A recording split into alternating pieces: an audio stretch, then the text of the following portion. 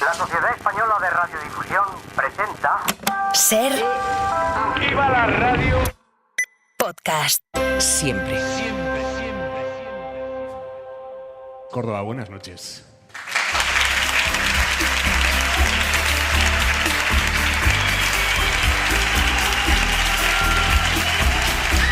En la cadena SER, Hora 25, con Aimar Bretos.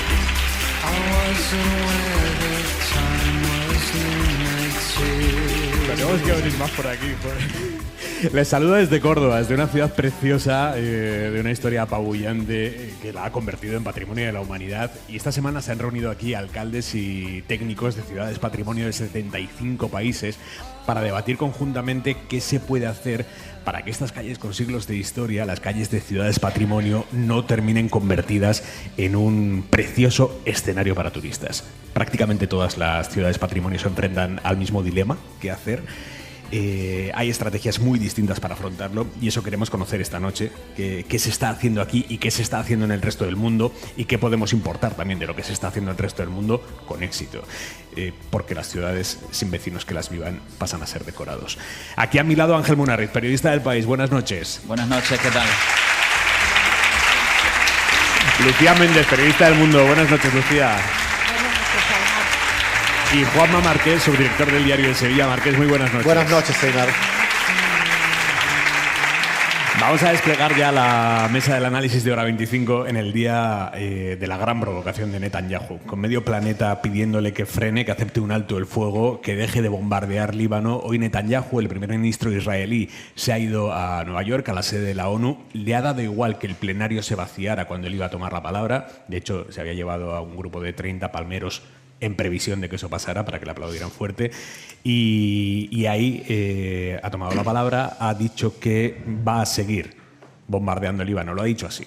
We are winning. There is no place in Iran that the long arm of Israel cannot reach. Estamos ganando, no hay ningún sitio de Irán al que no llegue el brazo de Israel. Y efectivamente, minutos después de terminar ese discurso, ha sepultado no en Irán, sino en Líbano. Cualquier posibilidad de alto el fuego la ha sepultado con explosivos. Ha lanzado un bombardeo sobre la capital, Beirut, con bombas de hasta 1 tonelada. Estas bombas les llaman bombas antibúnker porque tienen una capacidad de traspasar capas hacia abajo, capas y capas de tierra. Intentaban matar al líder de Hezbollah, Nasrallah. No lo han conseguido, según Hezbollah y según Irán. Los israelíes están difundiendo a esta hora de la noche que creen que sí. No hay ninguna prueba, ni de una cosa ni de la contraria. Y esta tarde, además, en distintas ciudades de España se han producido concentraciones en apoyo al pueblo palestino. ¡Que viva la lucha del pueblo palestino! Así ha sonado, por ejemplo, la concentración que ha recorrido el centro de Madrid. También en la crónica internacional, el presidente saliente de México, Andrés Manuel López Obrador, ha ido hoy un puntito más allá en su pulso diplomático con España. Ha acusado al presidente Pedro Sánchez de estarle faltando el respeto a su sucesora, a la de AMLO, Claudia Sheinbaum. Según López Obrador, el gobierno español le ha atribuido a él, a López Obrador, la decisión de vetar a Felipe VI en la toma de posesión de la nueva presidenta. Me están faltando el respeto, y eso lo está haciendo el presidente de España, a la presidenta electa. Nada más que está insinuando que fue una decisión que yo tomé, como si la presidenta de México fuese manipulable. A Andrés Manuel López Obrador le ha contestado el ministro español de Asuntos Exteriores, José Manuel Álvarez. Yo quiero que el pueblo español tenga las mejores relaciones con el pueblo mexicano. Eso es algo que yo voy a seguir fomentando. Pero también quiero ser muy claro. Mientras yo sea ministro de Asuntos Exteriores de España, la política exterior de España defenderá siempre a nuestras instituciones, empezando por la más alta, la jefatura del Estado. Lucía Méndez, ¿cómo interpretas esta pugna diplomática que el gobierno mexicano parece decidido a seguir agitando? Bueno, más que una pugna diplomática, es una actitud inamistosa hacia la institución más alta del Estado y, por tanto, yo creo que es una política, es un gesto inamistoso hacia todos los ciudadanos, ¿no? Mientras no haya otro sistema de Estado, otra forma de Estado, el rey nos representa a todos. Mucho más en política exterior. La presidenta electa de México ha tenido el dudoso récord de ser la única mandataria de cualquier país latinoamericano en los últimos 40 años que no ha invitado al rey de España, antes el rey Juan Carlos, ahora el rey Felipe VI, a la toma de posesión de los presidentes de cualquier presidente de cualquier país. Y mira que ha habido presidentes de todo tipo de ideologías. Yo creo que esta es supongo que es una cuestión que se plantea en política interna. A mí el revisionismo histórico de la conquista y de que tengamos que pedir disculpas, si se queda reducido a los museos, al arte, ¿no?, a los historiadores, bueno, pues a mí no me molesta ni me deja de molestar, aunque tenga mi propia opinión. Ahora ya cuando se mete en la política hay que explicar claramente que esto es una cosa completamente hipócrita por parte del señor López Obrador y de su sucesora. Porque en los 500 años que han pasado más ya desde la conquista, desde el descubrimiento de América, todos los gobiernos de todos los países, prácticamente de todos, a excepción quizá del de Bolivia, cuando lo presidió Evo Morales, han estado presididos, gobernados por gente que procede de aquí. Es decir, ninguna comunidad indígena ha gobernado nunca ningún país, y precisamente las comunidades indígenas de esos países no es que estén muy bien tratados por parte de los gobiernos ni de las élites, que desde luego no les dejan pertenecer a ellas. Así que si alguien tiene que pedir perdón, desde luego no seremos nosotros, serán ellos por cómo tratan a las comunidades indígenas que están allí desde hace 500 años. Munarriz, ¿lo compartes? Yo creo que esto no va de historia. Bueno, decía Benedetti, todo historia es historia contemporánea. La historia es un campo de batalla. En realidad es que para Andrés Manuel López Obrador y para su sucesora, para su movimiento político, es popular rivalizar en este terreno de juego con la histórica potencia al otro lado del Atlántico. Es decir, el trasfondo, ¿cuál es? El trasfondo es lo que trae, lo que se llama en su momento el socialismo del siglo XXI, que trae toda una nueva narrativa sobre la historia, una entronización de sus libertadores. Esto durante la etapa del consenso neoliberal, Menem, Cardozo en Brasil, Carlos Andrés Pérez en Venezuela, este asunto no se abordaba.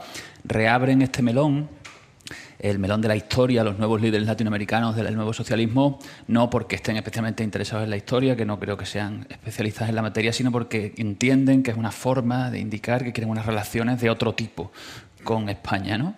Y yo lo inserto ahí, es decir, yo en el asunto histórico creo que el debate es completamente estéril, creo además que está una polémica en la que no gana nadie, creo que lo único que hace es excitar pasiones nacionalistas, ¿no? Porque fuimos un imperio constructor, les llevamos la libertad, la cruz, y sin ellos serían unos caníbales. El tipo de debate que suscita en España este tipo de iniciativa es lamentable. Me parece que el gesto de Andrés Manuel López Obrador tiene un claro componente populista, pero lo que sí creo que claramente es un gesto, digamos, de, vamos a llamarlo, firmeza diplomática, de querer establecer unas relaciones con España desde una posición de fuerza, y que para la jefatura de Estado es un problema, porque imaginemos que cunde, es decir, imaginemos que los gobiernos de esa familia política empiezan a establecer como prerequisito para tener unas relaciones normalizadas con el jefe del Estado español que ponga por escrito una disculpa por crímenes cometidos hace 500 años, ¿no? Yo creo que eso nos llevaría a una situación diplomáticamente muy extraña. Márquez. Yo creo que la insistencia de López Obrador en abundar en la querella que él mantiene con el rey Felipe VI demuestra lo que Pedro Sánchez sugirió en su intervención en Naciones Unidas, que efectivamente hay un problema político en México. Y hay un problema político de López Obrador con la presidenta electa. Y por eso López Obrador se empeña en ensombrecer la ceremonia de investidura de la presidenta electa, porque cualquier persona en otras circunstancias se retiraría y estaría un poquito callado. Por lo tanto, yo creo además que él lo explica, él demuestra cuáles son sus cartas, ¿no? Se siente más indignado porque el presidente de España dice, bueno, el presidente del gobierno de España. Yo creo que López Obrador tiene un problema con la diferencia de las magistraturas en España, que entre la corona y el presidente del gobierno, y los confunde. Y bueno, pero bueno, a lo que voy. Yo creo que efectivamente cuando él lo dice es que hay un problema. Sabéis que el presidente de de México, de la República de México y de los Estados Unidos de México, y en este caso concreto López Obrador se retira porque está obligado a retirarse constitucionalmente. Quizás no se hubiera retirado. Entonces, aunque sean del mismo partido los dos, yo creo que efectivamente aquí hay un intento de López Obrador de marcarle el inicio del mandato de Claudia Sheinbaum. 10:10 de la noche, 9:10 en Canarias. Termina la semana en la que le hemos visto ya del todo las costuras al proyecto de Alvise Pérez y esa fiesta que se iba a terminar, y resulta que lo que estaba es que estaba pagada en negro, ¿no? Él está haciendo esfuerzos por rebajar todo el asunto, el delito, a una irregularidad fiscal. La Fiscalía del Tribunal Supremo pretende investigarlo por supuesta financiación ilegal, por esos 100.000 euros que él reconoce que recibió de un empresario en la campaña de las europeas. Esto ya no lo dice él, pero lo demuestran los mensajes, que lo recibió después de pedirle dinero que pudiera escaquearse del control del Tribunal de Cuentas. La financiación ilegal es un delito gordo. Él intenta salir de ese marco, intenta convencer a todo el mundo de que fue un mero pago en negro, sin facturas, por un trabajo que él le hizo a ese empresario a título personal. Conclusiones de esta semana negra de Alvise Munarriz. Bueno, él políticamente ha intentado salir por elevación con un discurso que pasará a los anales de la historia. Yo creo que él cree que ahí puede conectar con algunas sensibilidades que es la sociedad española, muy ya antipolíticos, pero ya de un individualismo extremo, que consideran que toda cobro de Hacienda es un robo. Es decir, ahí hay una corriente de insolidaridad fiscal, un tipo de gente que a él lo considera una especie de héroe y que él quiere meter esta golfada dentro de una lógica suya de estar enfrentándose a un Estado que roba, etcétera. En fin, políticamente puedo entender que en su guía hacia adelante haya lanzado ese discurso, porque lo otro sería, asumiendo la culpabilidad, bajar los brazos e irse a casa. Lo que ocurre es que su discurso no solamente lo están escuchando sus seguidores o los periodistas o toda la opinión pública. Él se enfrenta ahora no solamente a Hacienda, por sus intereses, ojalá fuera solo para Hacienda. Él se enfrenta potencialmente a un procedimiento penal que podría ser por financiación ilegal. Es decir, lo que él ha dicho le va a comprometer en el futuro. La chulería con la que él ayer presume de sus actos como si tuvieran un significado político, pero hecho deliberadamente porque considera que Hacienda viene a robar. Es decir, yo estoy seguro que eso aparecerá como prueba en un hipotético juicio. Es decir, me parece suicida desde el punto de vista de la defensa de sus intereses en el ámbito penal, aunque políticamente haya podido conseguir el aplauso con las orejas de algunos de sus acérrimos, ¿no? Márquez. Él quiere hacerse pasar por un insumiso fiscal, como una suerte de David Thoreau o cualquier otro anarcoliberal norteamericano, y no deja de ser lo que se ha visto esta semana, que es un mangante, como decimos en Cádiz, superlativo, es decir, un mangante vitaminado. Es decir, es un hombre que es lo que vemos todos. Mi gran pregunta es ¿cuánto de dura es la resiliencia de los votantes de Alvise? Es decir, ¿Alvise queda anulado ya después de esto para las próximas elecciones generales? Hombre, yo creo que daño le va a hacer incluso Ángel, incluso dentro de sus propios votantes.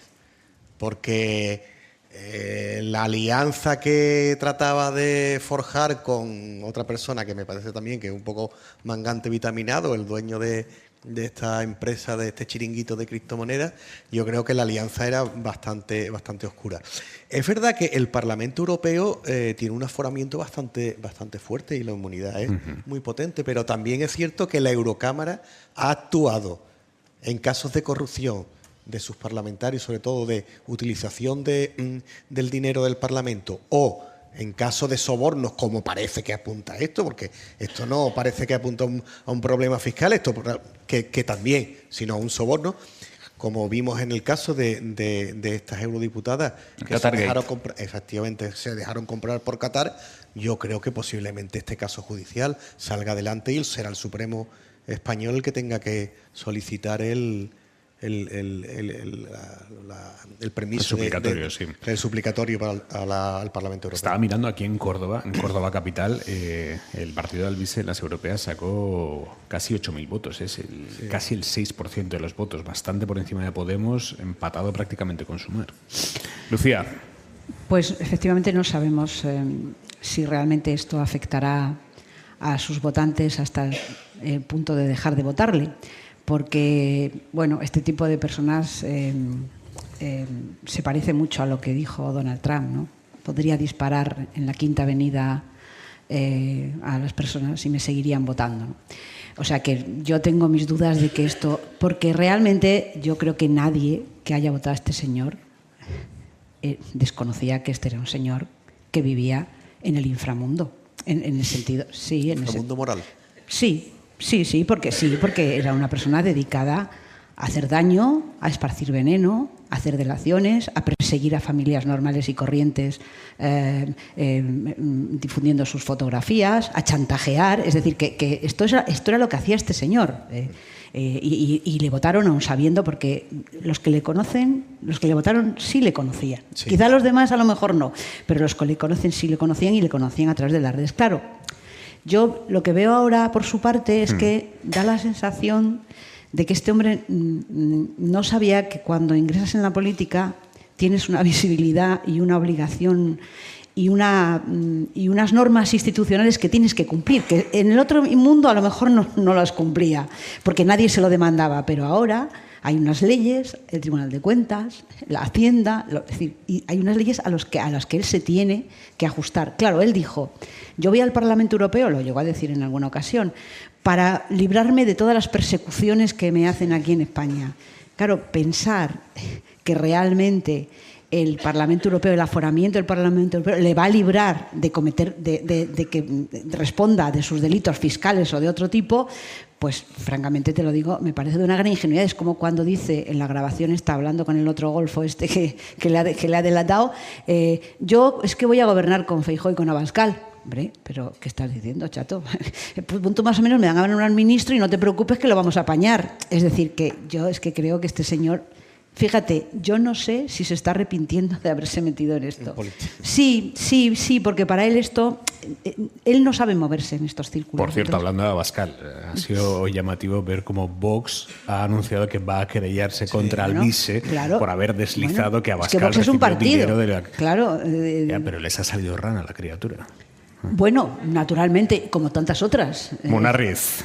Yo creo que a Vox esto le viene muy bien. Hay que pensar en los 800.000 votos de Alvise.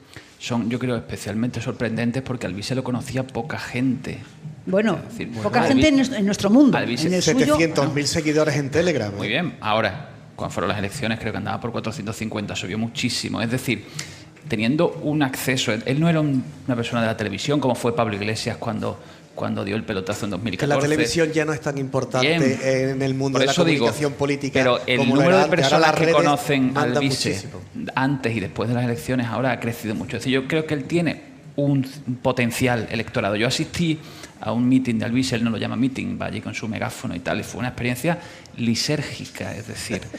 El nivel de convencimiento que yo detecté allí entre la gran mayoría de las personas con las que hablé de que Alvise es un héroe que está siendo perseguido y hostigado por el Estado profundo, eso en una conversación en la cual intercalaban ideas sobre que estamos siendo fumigados para frenar el cambio climático. Con los 100.000, ¿no? Con los 100.000 euritos. Un antivacunismo desatado en España, todo es fraude electoral. Es decir, el nivel de paranoia, de conspiracionismo y de delirio que yo detecté en ese meeting me hace pensar que el registro, es decir, con el que nosotros captamos el discurso que ayer dio Alvise, que nos parece a todos que es absolutamente invalidante desde el punto de vista político, puede que en un sector de la sociedad que vuela por debajo del radar no lo sea tanto. Evidentemente no es una buena noticia para él que lo esté persiguiendo la Fiscalía, pero no creo que haya que descartar a Alvise ni como individuo político ni desde luego su corriente como fenómeno político. Yo creo que sí, vamos, afortunadamente yo creo que Alvise tiene poco recorrido político en España, entre otras razones porque hay un partido de ultraderecha que es Vox, que al lado suyo es un partido serio. Decía, hay una diferencia entre Vox y Alvise. Vox, lo queramos ver o no, tiene una masa pensante con un pensamiento ultraconservador, muy ligado con lo que está pasando en Europa, con lo que ocurre en Estados Unidos, y hay gente que sí, que se dedica a pensar dentro de Vox, aunque Vox, han gobernado. Aunque Vox también tenga asuntos turbios en su financiación, pero no tiene nada que ver con Alvise. Alvise es un ser estrafalario que yo no creo que llegue mucho más allá de las elecciones generales. ¿Puede sacar un diputado por Madrid? Bueno, pues sí, puede sacar un diputado por Madrid. Pero puede adulterar la política española, porque puede adulterar la política española y ya lo ha hecho. O sea, la irrupción de Alvise es determinante, no sé si estaréis de acuerdo conmigo, para la ruptura de Vox en los gobiernos autonómicos con el Partido Popular. Es decir, Alvise, yo no estoy hablando de él como un potencial presidente ni como una persona que vaya a conseguir el 20% del voto. Lo que digo es que el mundo delirio, el discurso delirio, el conspiracionismo desatado, la idea de que todo está prendido por unos cuantos elitistas que manejan el poder, ese discurso, esa idea que hoy defiende Alvise y mañana un segundo Alvise que aparecerá, ese fenómeno creo que ha venido para quedarse y ese fenómeno no lo capitaliza exactamente Vox. No, el fenómeno Alvise no es exactamente, no solamente ultraderecha, aunque sea anti-inmigración. Termina la semana en la que hemos visto cómo la patronal se intenta resistir a las presiones para reducir la jornada laboral. Presiones además que llegan en distinto grado por distintos lugares. Hemos visto también, por ejemplo, cómo desde el Partido Popular Feijóo ha asumido que de la reducción de la jornada laboral es un debate en el que no puede quedarse quieto proyectando la imagen de yo estoy con la patronal y no propongo nada en este asunto, y se ha desmarcado con una propuesta que no consiste en reducir estrictamente la jornada laboral, sino en comprimirla, en pasarla a 4 días a la semana, las 40 horas semanales de trabajo, en lugar de en 5 días, 8 horas a la semana, trabajarlas en 4 días, 10 horas al día. El PP había empezado a difundir a través de los medios que la patronal veía con buenos ojos su propuesta. Antonio Garamendi ha dicho, no me líen, yo no estoy ni con eso ni con lo otro. Nosotros no queremos que baje la productividad en ningún sentido, y cualquier cambio en la jornada actual o en el modelo actual de jornada laboral de 40 horas semanales en 5 días sería una reducción de la productividad. De todas maneras, parece que algo se está moviendo en este sentido. Parece que todos los actores, salvo por ahora la patronal, asumen que algo tienen que proponer, que algún paso en alguna dirección tienen que dar. Marqués. Es verdad que España tiene un problema de productividad, aunque la productividad en España ha mejorado muchísimo en la última década, pero también es cierto que los salarios se desligaron de la productividad pues casi a finales de los años 90. Quiero decir con esto que el problema de la productividad en España no es un problema de echar más horas o de cobrar menos dinero, sino que efectivamente hay margen para una reducción de la jornada laboral. Y es verdad que hay algunos sectores donde es más fácil que en otros. A mí un consejero de la Junta de Andalucía me había dicho antes de esta polémica que en la Junta de Andalucía gran parte de los empleados públicos de la Administración General de la Junta de Andalucía podían trabajar perfectamente 4 días a la semana. Yo creo que Feijóo, que sabe que este debate está en la calle, que hay una parte de razón a los demandantes, pues ha intentado, pues claro, pues no cerrarse en banda, porque Feijóo también quiere ganar las elecciones generales en España y no todo puede ser con una negatividad a cualquier tipo de progreso de los trabajadores. Se ha encontrado enfrente con Isabel Díaz Ayuso. Yo creo que algunas veces le viene hasta bien, ¿no? Que Isabel ¿A quién de los dos? A Feijóo. Bueno, los dos, posiblemente los dos, pero Feijóo es el que está todavía por ganar, ¿no? Yo creo que a Feijóo le viene bien que incluso dentro de su propio partido, siempre que sea Isabel Díaz Ayuso, marque este tipo de diferencia. La propuesta de Feijóo está en sintonía con la reducción de la jornada laboral, ¿eh? Prácticamente lo mismo. Es decir, recortamos horas o si las concentramos. No, Feijóo no propone. Bueno, ya, Aymar, ya lo sé. Pide concentrar la jornada semanal en 4 días trabajando una hora más al día. Pero también incluye también, eso lleva a una reducción de la jornada laboral, que yo creo que también es de lo que se está discutiendo. Por lo tanto, yo creo que al final Garamendi será vencido en esta ocasión y yo creo que sí se terminará imponiendo. Y es verdad que hay sectores donde es mucho más complicado que en otros, pero algunos sectores económicos pues están, a punto de nieve para hacerlo. Méndez.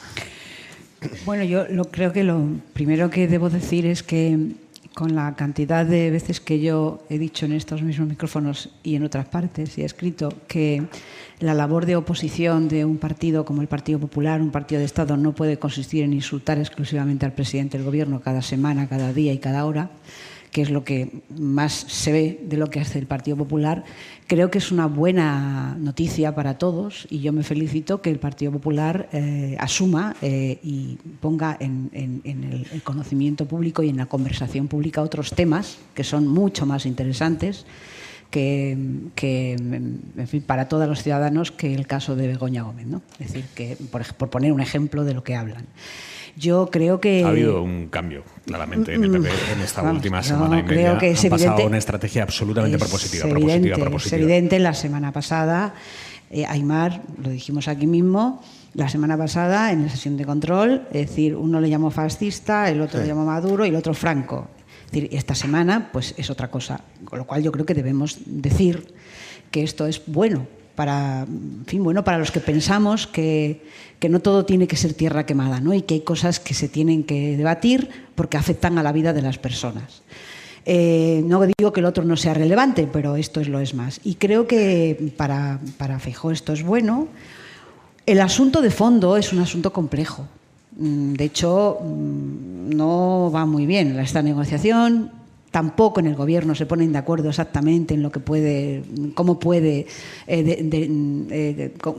llevarse a la práctica una demanda que es una demanda, es una demanda justa y además es una demanda que viene mucho con la gente joven que quiere compatibilizar su vida laboral con su vida privada.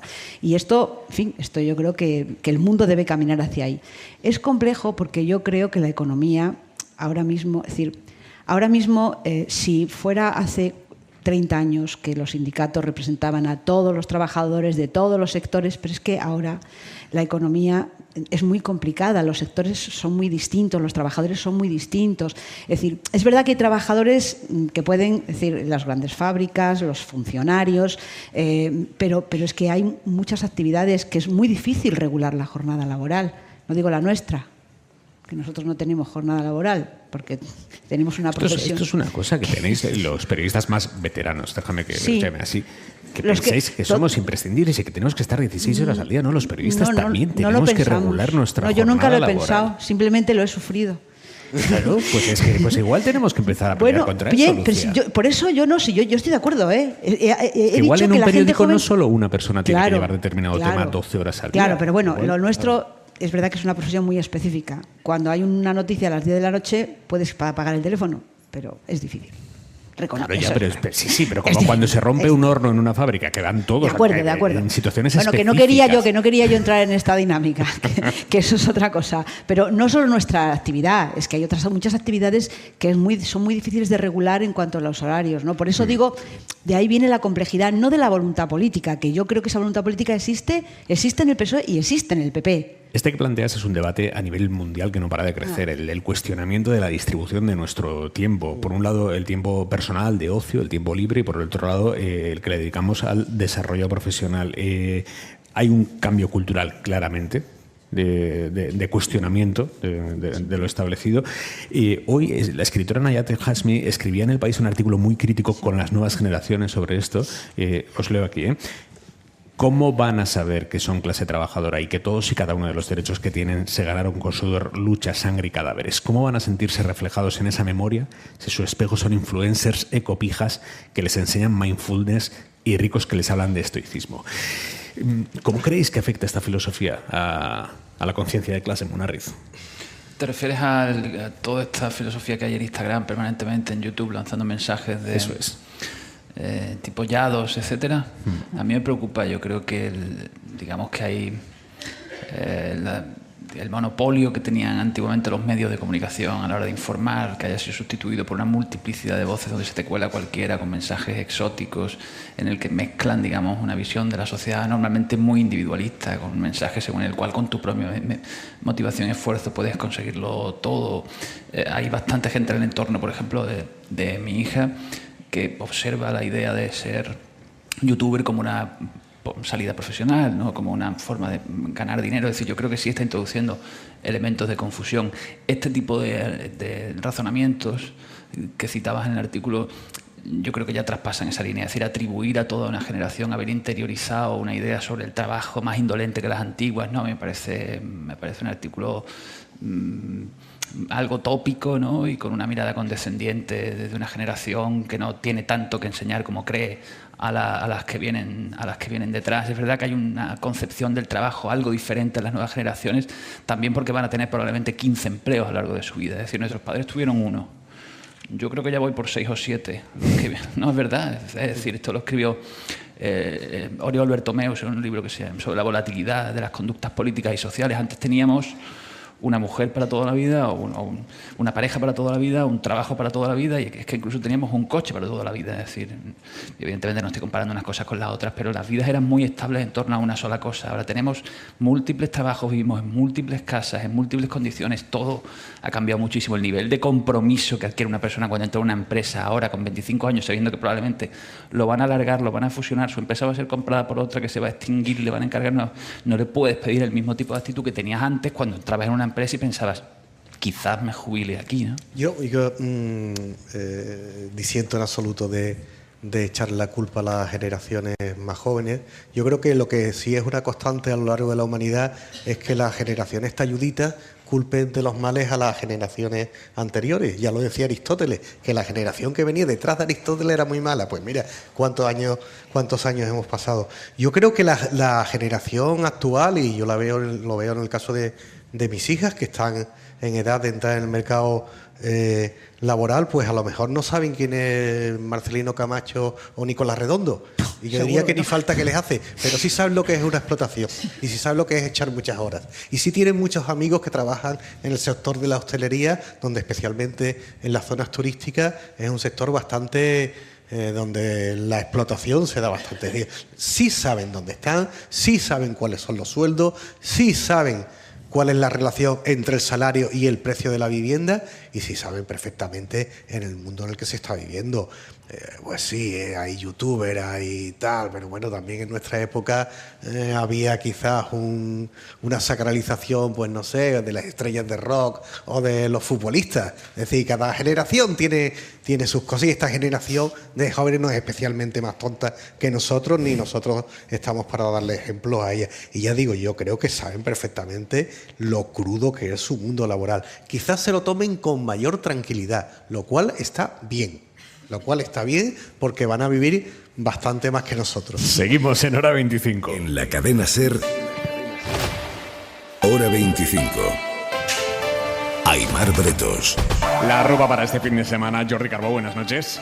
Buenas noches, ropa de entretiempo, y es que las noches del fin de semana se presentan frías, mínimas de 10 a 15 grados, será lo más habitual, pero en algunos pueblos de la Ibérica, de los Pirineos, del Sistema Central o de la Cordillera Cantábrica, así como en zonas bajas de Castilla y León, incluso tendremos algunas débiles heladas.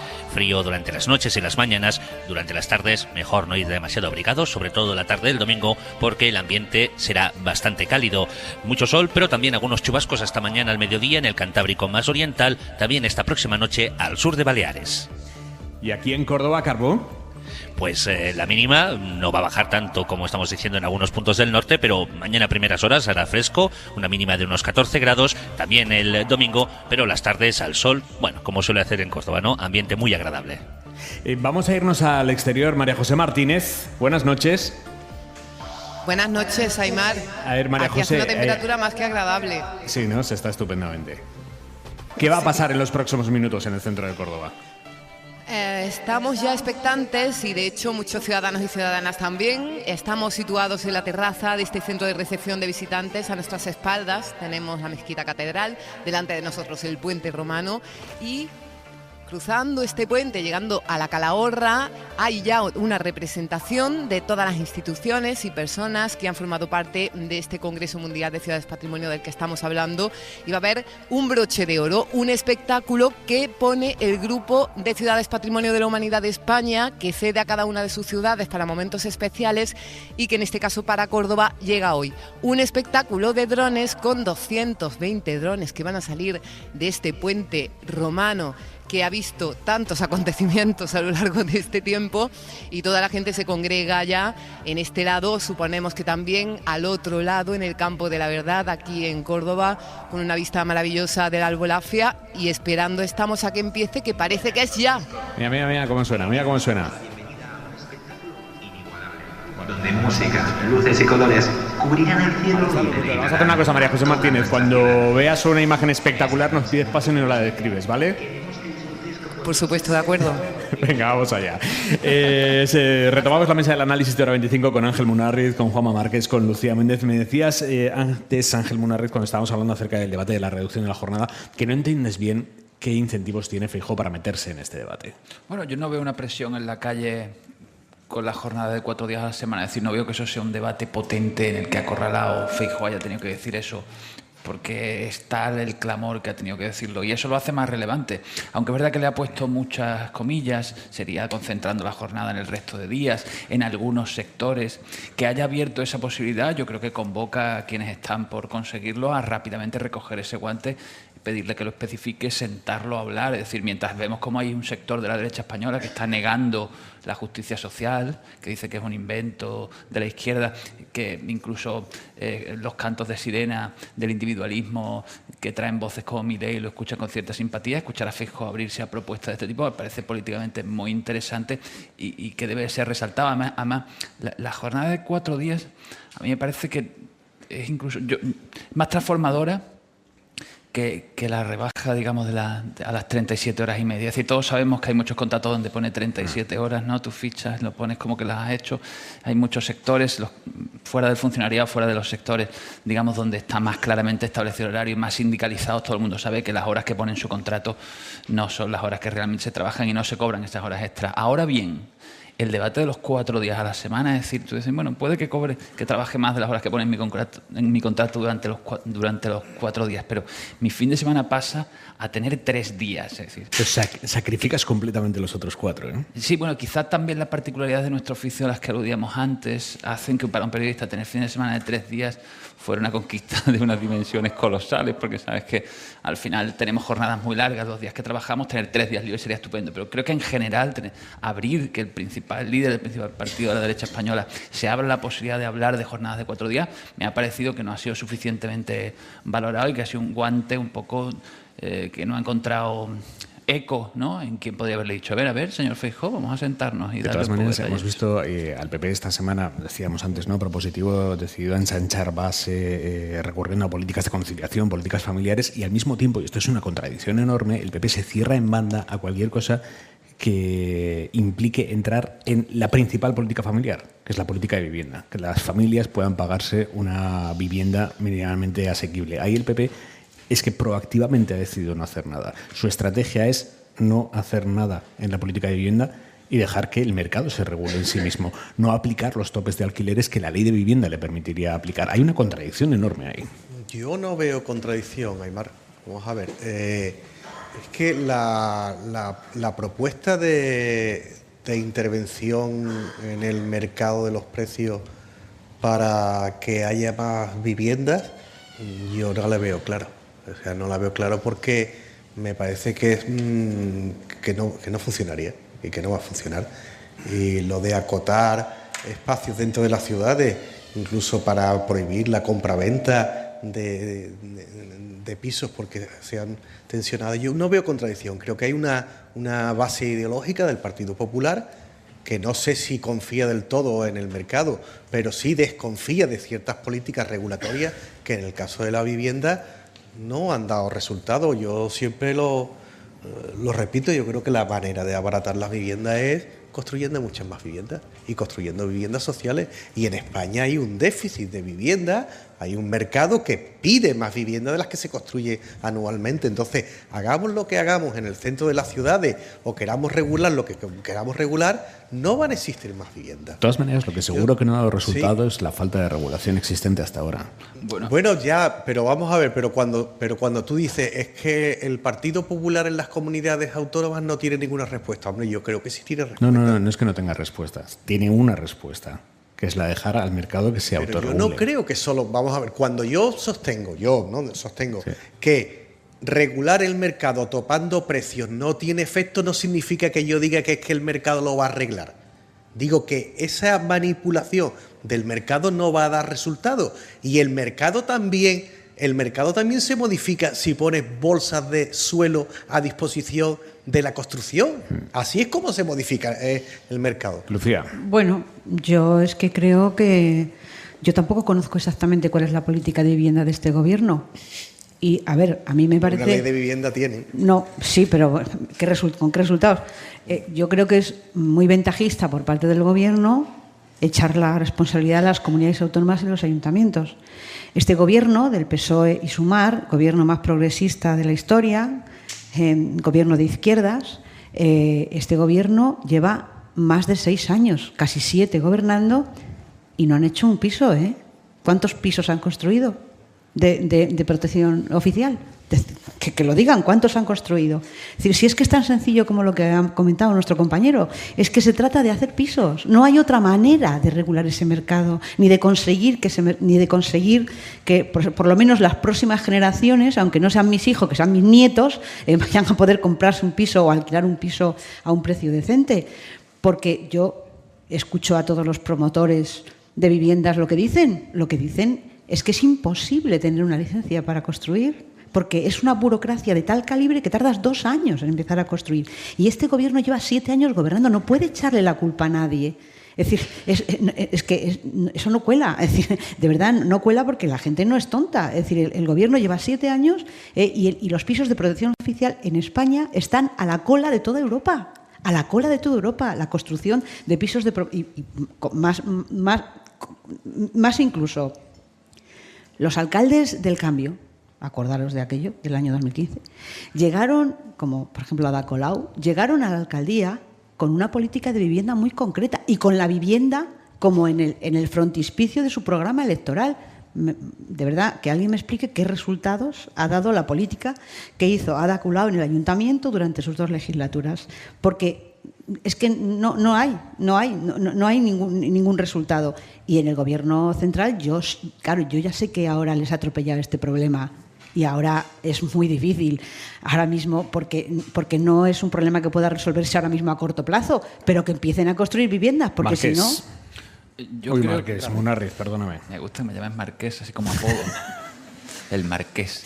No, yo creo que sí hay mayor construcción de viviendas ahora que antes de la incorporación de este gobierno, a través de diversos mecanismos. Sí hay una mayor dotación presupuestaria. El problema fundamental es que han generado unas expectativas altísimas y las políticas de vivienda para que surtan efectos son políticas de muy largo plazo. Ángel, 7 años.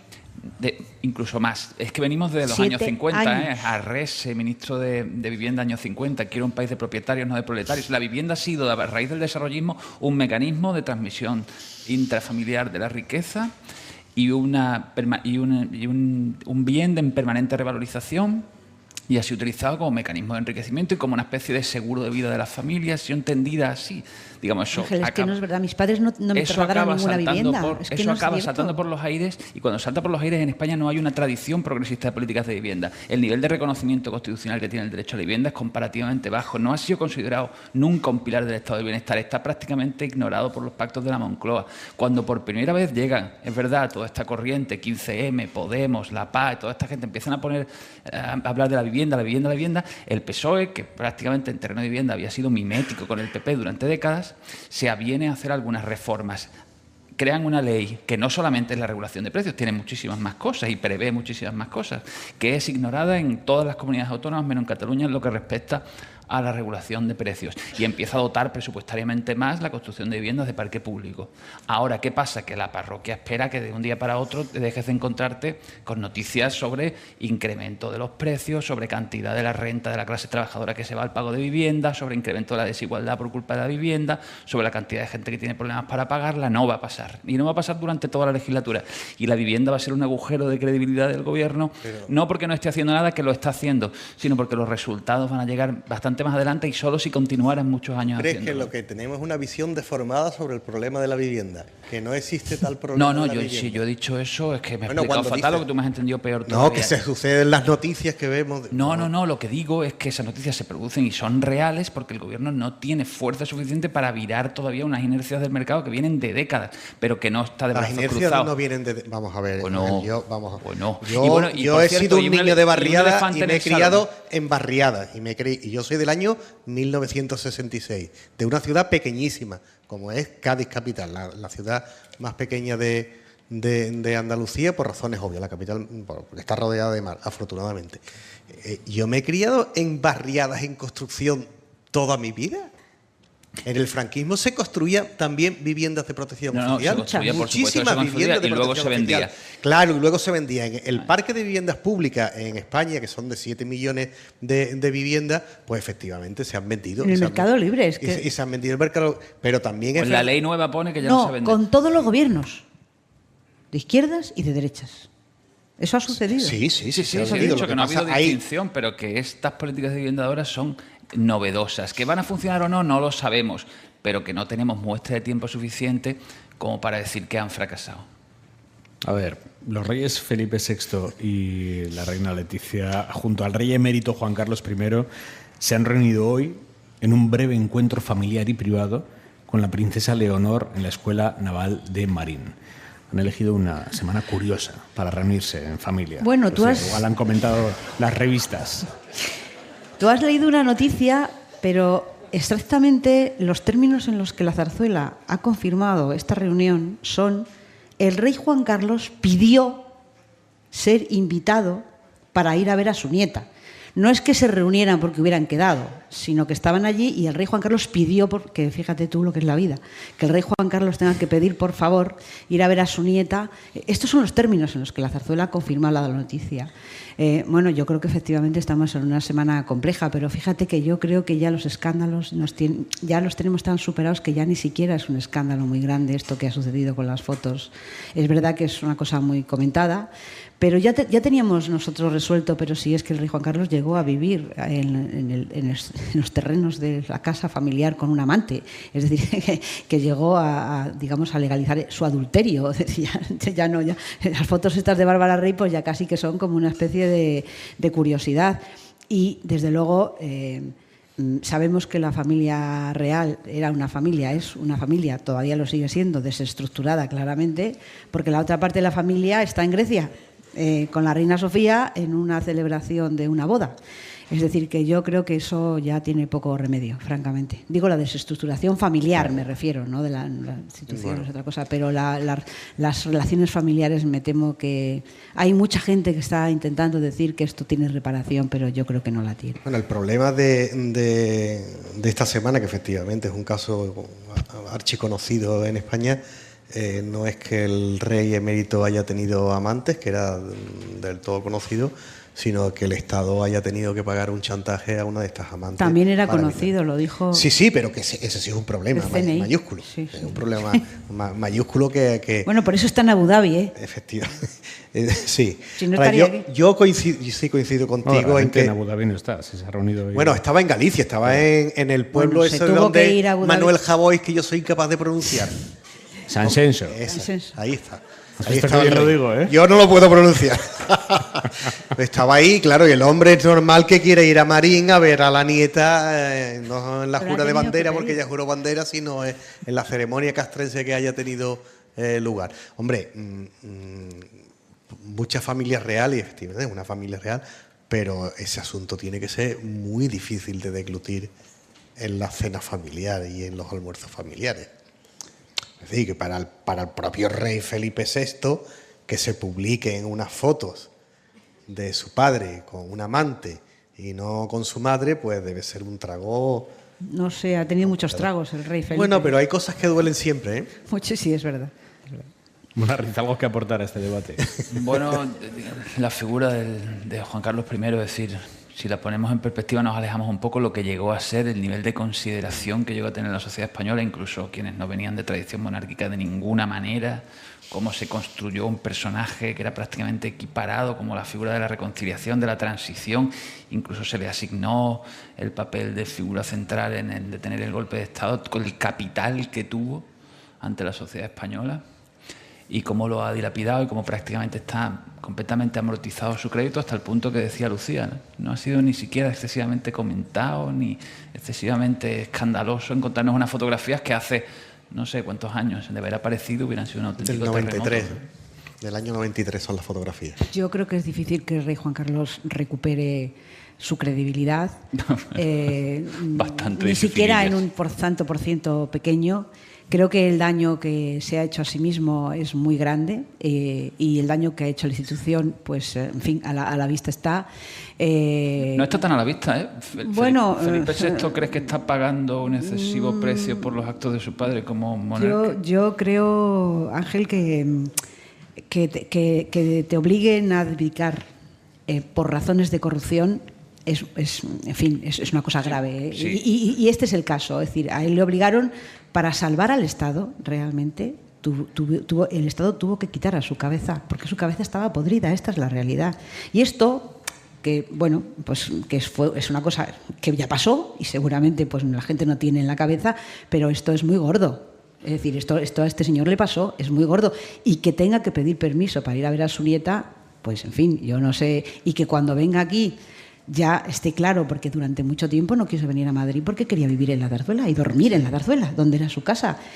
La última vez ya asumió que tenía que ir a un hotel, pero tardó años. Es decir, el rey Juan Carlos no ha asumido su culpabilidad, ni ha pedido disculpas, solo por lo de Botswana, ni ha reflexionado sobre el daño que él mismo se hizo a sí mismo, a la institución y al propio país, ¿no?, que le adoraba. Es decir, y traicionó esa confianza, claramente. Claro. En fin, nos dejó a los medios, además, en una situación, parte de nuestro prestigio es menor porque nosotros ocultamos esto. Y lo sabíamos. ¿Desde cuándo sabías tú lo del rey con Bárbara Rey? No, perdón. Esto se sabía. De verdad. A ver, las andanzas del rey están en algunos libros publicados durante los 40 años que estuvo, solo que nosotros no lo hacíamos. Que el rey vivía con su amante en una casita al lado de su mujer y de su familia, lo sabía toda la clase política española, Ángel, y la periodística el 90%. Hay una compañera nuestra que se llamaba Queca Campillo, que era fotógrafa, y una fotógrafa muy famosa de la transición, que era su amante. Es decir, que ordenó a su hija que cuando se muriese lo hiciera público. Es decir, no, eso lo tenemos que reconocer. La parte de Bárbara Rey es verdad que sí, pero la parte de su, digamos, vamos a decir, andanzas económicas o posibilidad de estar cobrando de regímenes extranjeros. Te digo... Esto era... Perdona, te digo dos libros. Sí. Dos libros publicados en los años 80-90 en los que figura eso. Uno lo escribió Jesús Cacho y otro lo escribió Pepe García Abad. Es decir, es que existía en las librerías. Existían libros que lo contaban. ¿Es así? Son de los años 90. Los 90. De los 90, del de Pepe García Abad, que cuenta cómo con pelos y señales. Cómo le pidió dinero para financiar precisamente la campaña de UCD, la campaña del primer Adolfo Suárez. Pepe García Abad, yo creo que el libro es de los años 90. Eso tiene una explicación. ¿Por qué el blindaje del rey en los medios de comunicación? Porque durante un tiempo el rey fue objeto de las críticas por parte de la facción política antidemocrática de este país y sobre todo por parte de la ultraderecha. Entonces hubo un blindaje del rey ante la creencia de que salvando al rey se salvaba la democracia, y de hecho estuvieron unidos. Es verdad, pues bueno, sí, pues fue un pecado de los medios de comunicación, un pecado de una democracia naciente. Yo creo que la historia será posiblemente con el rey Juan Carlos I más benévola de lo que creemos ahora, porque yo creo que el balance político seguirá siendo muy positivo. Pero fue el balance político de su tiempo, es decir... Sí, claro, bueno, por eso hablo de la historia, no hablo de cómo lo van a juzgar mis hijas. Estoy hablando de la historia. ¿Cómo juzgará la historia a Juan Carlos I? Pues posiblemente lo juzgue bien, de una manera mucho más benévola. Dirá efectivamente que tuvo algunos amantes, lo que no supone nada, y después que sí, que tuvo problemas económicos y que, como ha dicho Lucía perfectamente, que tuvo... Bueno, problemas económicos, problemas de mangancia, Mira, traicionó el pacto de confianza con la sociedad española. Traicionó el pacto de confianza con la sociedad española. Yo creo que eso va a emborronarlo. Ángel, no estoy negando ninguno de los hechos. Estoy diciendo que el balance histórico de la figura de Juan Carlos I será juzgado de una manera benévola y positiva. ¿Lo crees, Lucía? ¿La historia será indulgente con Juan Carlos I? Yo lo que creo es que efectivamente él pudo hacer lo que hizo porque su legitimación era muy grande. Es decir, la legitimación como, la prensa internacional lo llamó el motor del cambio.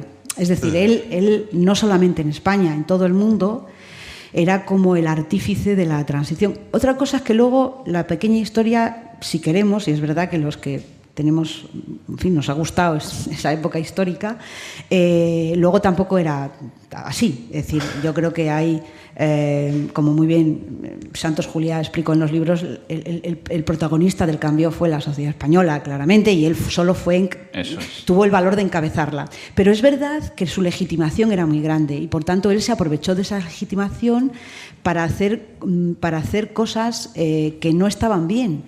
Y creo que la sociedad española hace bien en juzgar mal esas cosas, porque no se portó bien el rey Juan Carlos con nosotros, con el país entero. El país se portó muy bien con él y él no se portó muy bien con el país, ¿no? Y yo, a ver, cualquiera sabe, no vamos a estar en la historia para saberlo, Aymar, pero supongo que como figura histórica seguramente pues tendrá las luces y las sombras y se estudiará todo, se estudiará su legitimación. Bueno, es que este señor... ¿No te has preguntado muchas veces, Lucía, cómo será el día en el que tengamos que contar el fallecimiento de Juan Carlos I? Muchas ese veces. programa, ese Hora 25 por la noche, cuando terminemos... No, yo le he preguntado a mucha gente aroma, con lo qué siguiente. Sabor crees que yo le he tendrá preguntado a ese mucha programa? gente lo siguiente. La pregunta que hago yo es, ¿puede un país que se respete a sí mismo y a sus instituciones, a pesar de todo lo que ha pasado, permitir que su rey muera en el exilio? Esa es la pregunta. Es decir, no deberíamos, o no deberían los que puedan hacerlo, impedir... Pasa que el exilio es propio. No es igual, que tenga, no, o sea, no sé, es que su abuelo murió también en el exilio. Sobre el tema de la legitimidad, yo creo que precisamente legitimidad de origen tenía un problema, porque a pesar de que la transición y el de ejercicio, es decir, él era heredero de Franco como jefe del Estado, y tenía un problema de legitimidad de origen. Claro. La legitimidad se construye mediante la construcción que tiene una base seguro que cierta, pero también un componente mitológico de él como salvador de la democracia en el 23, eso es fundamental, ¿no? Y como, digamos, elemento de abrazo, de reconciliación y de superación de una etapa, ¿vale? Y luego él se toma en el ejercicio de su cargo ya no solamente unas libertades de índole personal que a mí me son absolutamente indiferentes, evidentemente en su vida privada, aunque también es verdad que la sacralidad del matrimonio católico dentro de la institución monárquica tiene su importancia, y romper eso también tiene un punto de no asumir la parte de las obligaciones que tiene, pero bueno, no ha sido el primer va también con el linaje de la historia de España que lo ha roto. Va con el linaje, sino fundamentalmente la idea de que a nuestro rey le estaban pagando potencias extranjeras y él estaba poniendo el dinero recibido por, concretamente, sabemos, Arabia Saudí, a resguardo del fisco del país del que era rey. A mí me parece absolutamente invalidante, o por lo menos emborrona enormemente. A ver, María José Martínez, ¿cómo han sido los drones? ¿Ha sido bonito o no ha sido bonito? Los drones que han sobrevolado Córdoba esta noche. Bueno, han sido bonitos. Han formado la imagen de la UNESCO, también de las ciudades patrimonio, de su 30 aniversario. Han aparecido los arcos de la mezquita, el puente romano. Bueno, ha sido un espectáculo colorido. Pero, no sé, bueno, esto personalmente, a lo mejor lo esperaba más espectacular y no he estado yo muy rauda para pedir paso, pero en definitiva, así sí, ha sido bonito verlo aquí en el cielo cordobés. Claro, vamos, que ha sido más bonito Hora 25. Hombre, por supuesto. Claro, que aquí la gente estaba eso dentro siempre. Y decían, salgo a ver los drones, y les decíamos, no, quédate a ver el programa, o sea que... La gente ha acertado, ¿no, María José? Público fiel. Eso es el que nos gusta a nosotros. Señores, mil gracias, Córdoba, una vez más. Nos vemos el año que viene.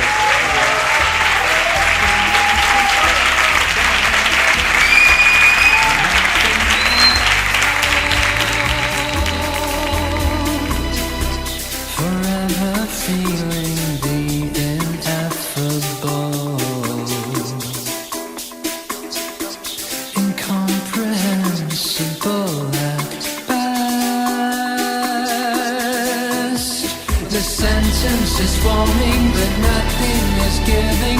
A jumble of syntax and subtext is pulling me further along into saying nothing at all.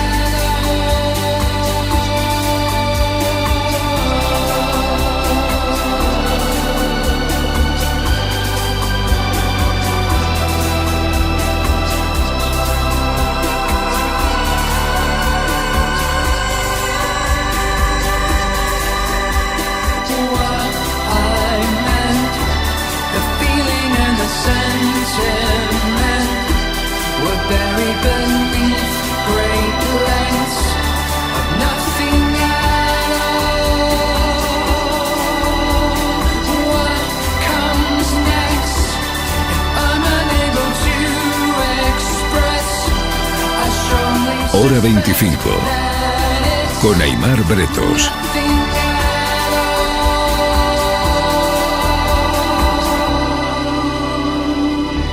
Cadena SER. 100 años de radio. Para no perderte ningún episodio, síguenos en la aplicación o la web de la SER, Podium Podcast o tu plataforma de audio favorita.